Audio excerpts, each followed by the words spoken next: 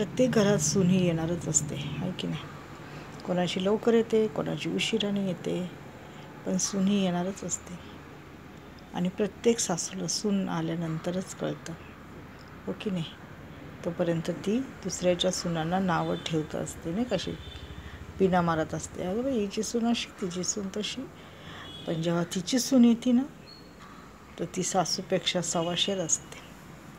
आणि मग ते आहेच असं आजकाल हल्लीच्या जमान्यात, हो की नाही.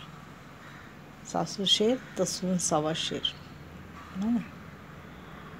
मग सून आल्यावर कळतं की सासूला माहीत पडतं की अरे असं आहे का, तसं आहे का, मुलगा तर आपला नाही आहे आता. म्हणजे किती काही गोष्टी आपल्या मनाविरुद्ध घडतात, हो की नाही. हल्ली आजकाल सगळीकडं तेच आहे, एकाच घरात नाही, असं सगळ्याच घरात तेच आहे की एकदा मुलाचं लग्न झालं की 2-3 महिन्यात किंवा 1 महिन्यात घरातलं संपूर्ण वातावरण बदली होऊन जातं, हो की नाही. आणि हे होतच राहतं, माहिती आहे का.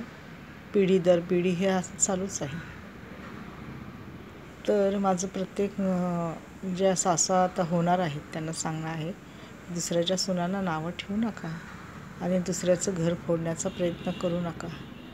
आणि स्वतःचा बंगला बांधण्याचा, दुसऱ्याचं घर फोडून तुम्ही स्वतःचा बंगला बांधणार, होणार का तुमचा बंगला बांधून.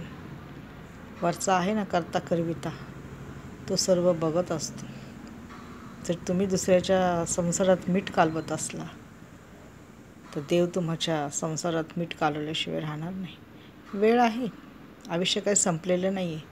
आयुष्यामध्ये खूप चढ उतार आहेत. आयुष्यामध्ये इतकी लोकांची गरज लागते, ज्या व्यक्तीची आपण म्हणतो ना गरज नाही, अरे प्रथम तर त्या व्यक्तीचीच गरज लागते. एवढं मात्र ध्यानात ठेवा तुम्ही.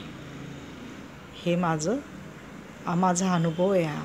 मी खूप लोकांना बघितले, माहिती आहे का, ज्यांच्याशी नाकतोंड मुरडले ना, शेवटी त्यांच्याच दारात जावं लागतं. धन्यवाद.